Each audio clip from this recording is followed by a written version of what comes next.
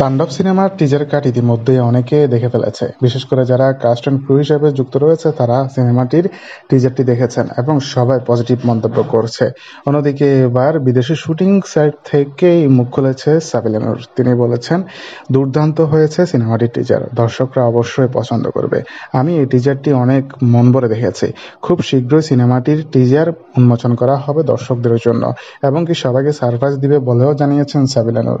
এর আগে শাকিব খানের সঙ্গে নাবিলা জুটি বেঁধেছিল। সবাই বলেছিল হয়তো নাবিলাকে শাকিবের সঙ্গে মানাবে না। তবে রায়হান রাবি নাবিলাকে এমনভাবে ব্যবহার করেছে যেটা না নিয়েও পারা যাচ্ছে না।